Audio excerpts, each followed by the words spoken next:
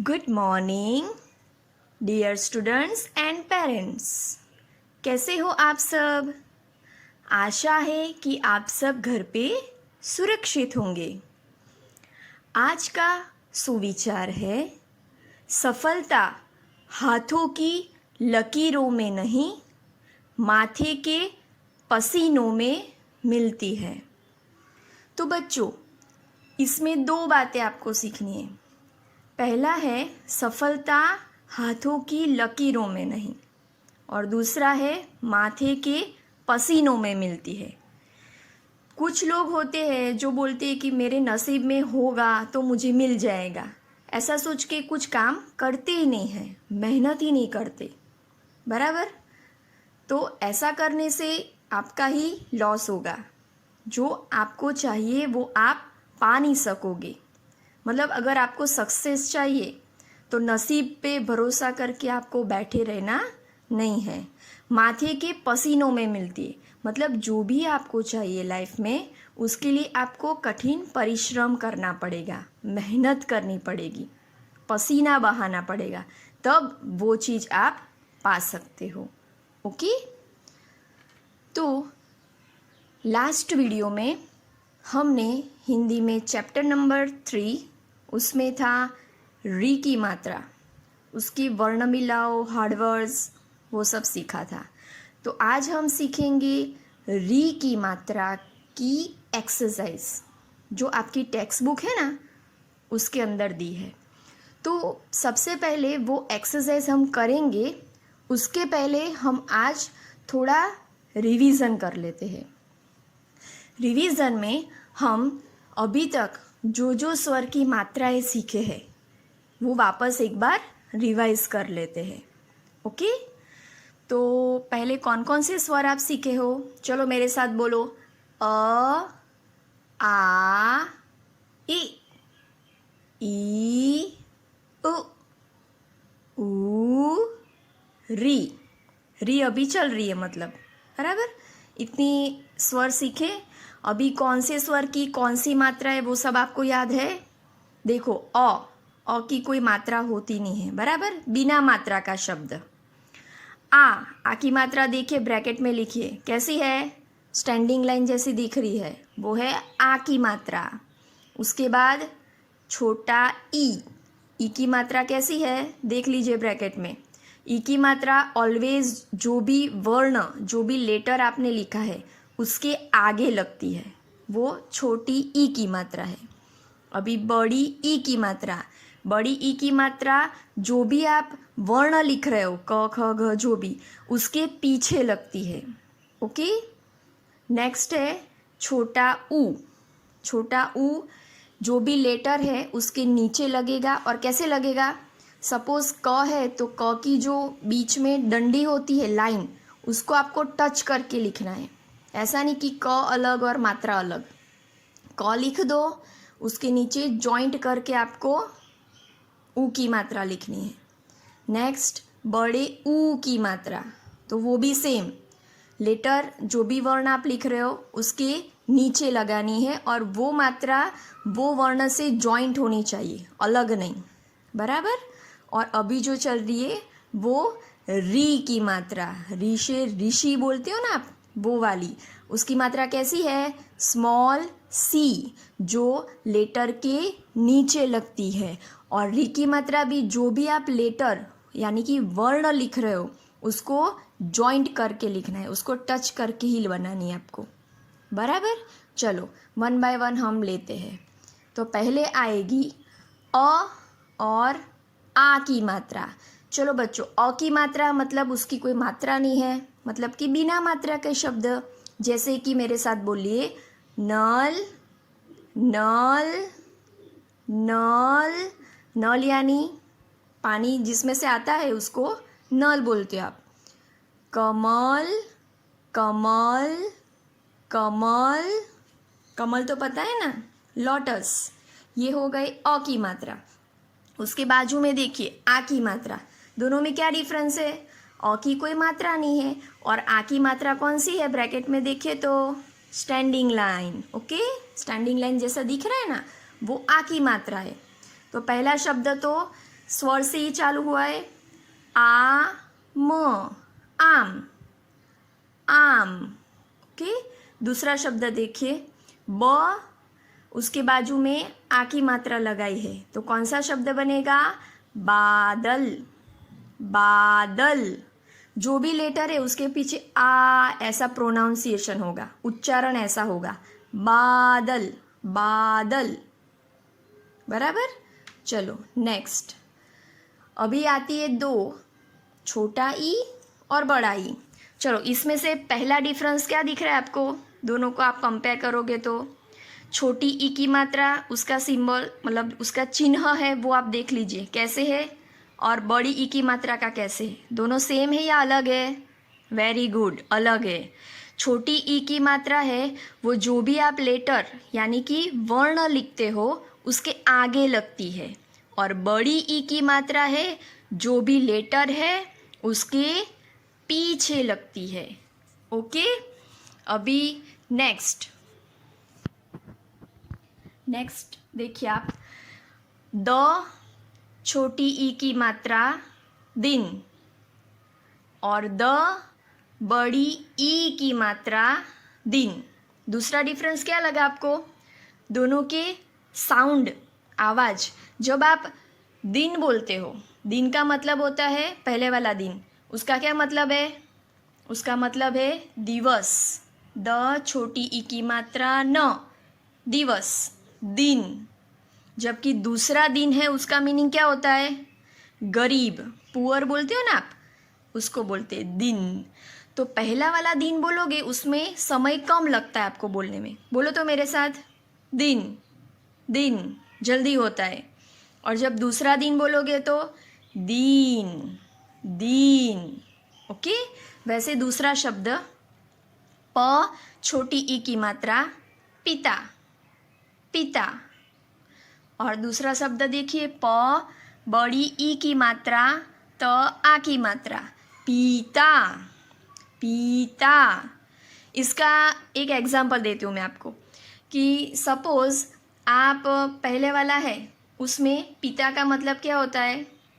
Father, पापा बोलते हो ना आप, ये मेरे पिता है, पिता जल्दी बोलते हो आप, उसका मीनिंग पापा होता है। जब दूसरा पीता है उसका मीनिंग क्या होता है? ड्रिंक।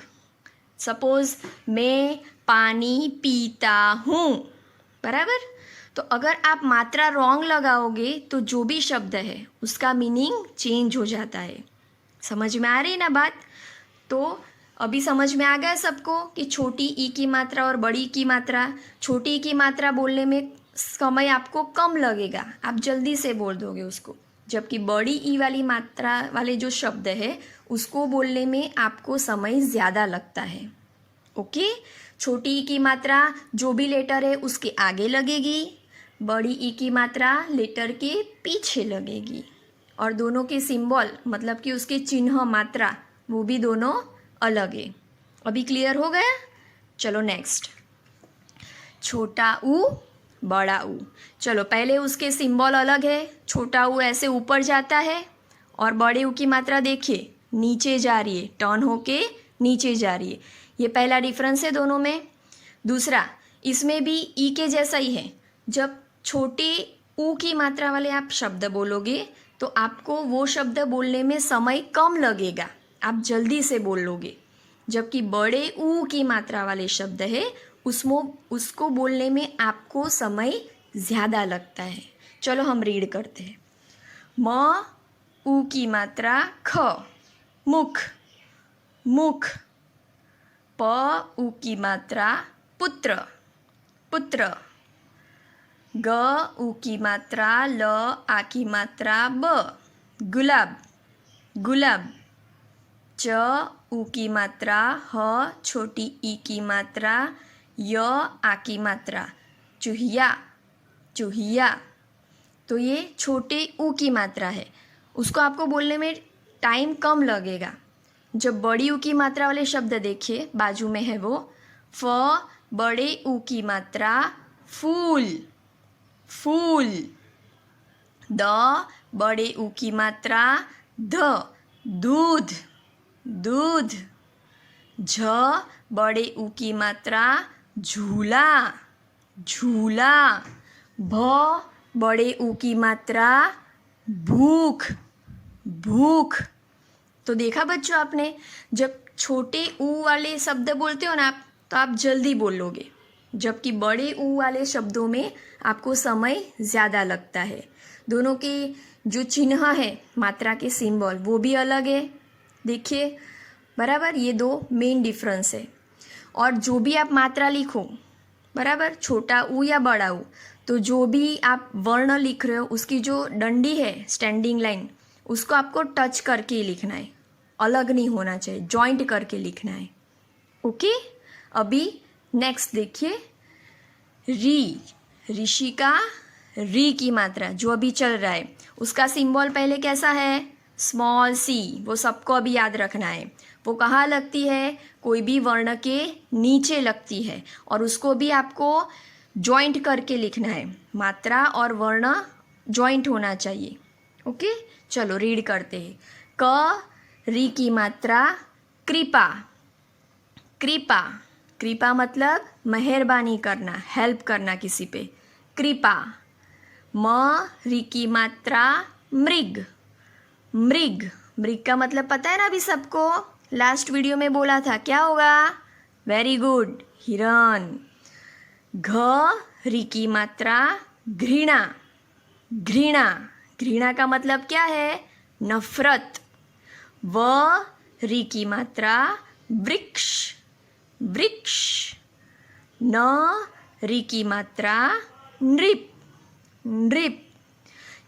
ये जो शब्द है ना, वो हमारे डेली रूटीन में हम यूज़ नहीं करते, क्योंकि देखो हम हिरण ही बोलते हैं, वृक्ष को पेड़ बोलते हैं, नृप को राजा बोलते हैं। तो ये री की मात्रा के जो शब्द है वो संस्कृत है, संस्कृत शब्द है। एक्चुअल में हम हिंदी में इसको यूज़ कर रहे हैं, इसीलिए आपको ये नए लग रहे हैं। पर अभी आप री की मात्रा सीख रहे हो, तो ये आपका सीखना ज़रूरी है। ओके, अभी क्लियर हो गया री की मात्रा। अभी जितनी भी मात्राएं चली है, सभी मात्राएं आपको डेली एक बार दिन में रीड करनी है। जितना आप रीडिंग करोगे आपको क्लियर होता जाएगा कि हाँ, इसकी मात्रा ऐसी है, ये स्वर की मात्रा ऐसी है, इसको ऐसे रीड करते हैं। आप जितना पढ़ोगे ना, उतना आपको क्लियर होगा और आपका रीडिंग भी अच्छा हो जाएगा। ओके, चलो अभी नेक्स्ट, आपकी हिंदी की टेक्स्ट बुक में री की मात्रा के पीछे जो एक पैराग्राफ दिया है, तो वो पैराग्राफ री की मात्रा के शब्द से है, तो हम वो पहले अच्छे से रीड करते हैं। अभी मैं रीड कर रही हूँ, आपको अपनी टेक्स्ट बुक निकालनी है, और जैसे जैसे मैं रीड करती हूँ आपको टेक्स्ट बुक में फिंगर रखनी है और फिर मेरे साथ रीड करना है। Okay, ready? चलो, उसका हेडिंग है क री की मात्रा। अभी बार बार री की मात्रा नहीं बोलेंगे, हम डायरेक्ट शब्द बोलेंगे। अभी आपको प्रैक्टिस हो गई होगी, बराबर? चलो, कृषक और नृप, ये ऊपर हेडिंग में है, कृषक और नृप। कृषक का मतलब क्या है, बोला था मैंने लास्ट वीडियो में, किसको याद है, किसान। और नृप का मतलब है राजा। चलो पहले रीड करते, बोलो मेरे साथ, कृषक कृषि कर रहा था, कृषक कृषि कर रहा था। कृषक क्या कर रहा था, कृषि कर रहा था, इसका मतलब है किसान। कृषक का मतलब है किसान, और कृषि का मतलब है खेती। किसान खेती कर रहा था। वृक्ष के पास एक कुटिया थी, वृक्ष के पास एक कुटिया थी। वृक्ष का मतलब पता है ना, पेड़, बराबर। कुटिया मतलब झोपड़ी, जो आपको पिक्चर में दिख रही है। ऋषि ऋषभ व मृग को तृण खिला रहा था। ऋषि ऋषभ व मृग को तृण खिला रहा था। ऋषि मतलब आपको दिख रही है, ऋषि मुनि, वो ऋषभ, ऋषभ का मतलब किसको पता है, ऑक्स। और मृग का मतलब हिरण, तृण का मतलब सूखी घास, बराबर, घास। तो ऋषि क्या कर रहे थे? मृग मतलब कि हिरण और ऑक्स ऋषभ दोनों को घास खिला रहा था। तभी एक नृप शिकार करने आया। वहाँ पे कौन आता है? नृप आता है। नृप मतलब राजा। मगर नृप ने मृग पर तीर नहीं चलाया। जो राजा आया वहाँ उसने मृग पर मतलब कि हिरण पर तीर नहीं चलाया। एक्चुअल में वो शिकार करने आया था पर नहीं तीर चलाया। ऋषि ने मृदु भाषा में कहा, नृप मृग कृतज्ञ है। क्या बोलता है ऋषि राजा से? कि ये मृग है जो हिरण है वो क्या है? कृतज्ञ है, आभारी है आपका। क्यों ऐसा कहा? क्योंकि राजा ने हिरण पर तीर नहीं चलाया। अभी मृदु, मृदु का मतलब क्या है? सुमधुर, एकदम मधुर भाषा में बोलते हैं ना, स्वीट लैंग्वेज, ऐसी लैंग्वेज में उन्होंने बात की। समझ में आया? अभी ये पैराग्राफ भी आपको एक बार अच्छे से रीड करना है। चलो नेक्स्ट। उसके बाद उसके नीचे आपको अभ्यास दिया है। दी गई टोकरी में से आपको एक बाजू में कलरफुल टोकरी दिख रही है, तो उसमें कुछ शब्द दिए हैं। तो शब्द छांटकर चित्र के नीचे लिखिए। ये सभी शब्दों को पिक्चर के रिलेटेड आपको लिखना है। चलो पहला चित्र किसका है? कौन बताएगा? वेरी गुड, ऋषि मुनि है। तो ऋषि के लिए वर्ड फर्स्ट दिख रहा है सबको? ऋषि, वहाँ पे आपको लिख देना है। दूसरा शब्द देखिए, दूसरा चित्र देखिए पहले, शब्द फिर हम वहाँ से सिलेक्ट कर लेंगे। दूसरा क्या है? ख, किसान दिख रहा है, फार्मर, तो उसके लिए कौन सा शब्द आएगा? कृषक लिख दीजिए वहाँ पे। फिर ग, पेड़ दिख रहा है, तो वहाँ कौन सा आएगा? वृक्ष। घ, राजा दिख रहा है, तो राजा के नीचे लिखिए नृप। अभी ये सब मीनिंग आपको याद रखने कि राजा को क्या बोलते हैं? नृप। कृषक को क्या बोलते हो? किसान। वो आपको अभी याद रखना है। चलो नेक्स्ट देखिए, किसका चित्र दिख रहा है? हिरण दिख रहा है, तो हिरण के लिए क्या लिखोगे आप? मृग। और लास्ट कौन सा पिक्चर है? अभी आया था ना ऊपर पैराग्राफ में, ऑक्स दिख रहा है, बैल, तो उसके लिए क्या लिखोगे आप? ऋषभ। सभी वर्ड्स यूज हो गए? ओके, ये चित्र के नीचे लिख देना है। और ये वाली एक्सरसाइज आपको हिंदी की टेक्स्ट बुक में ही करनी है। ओके बच्चों, thank you, have a nice day.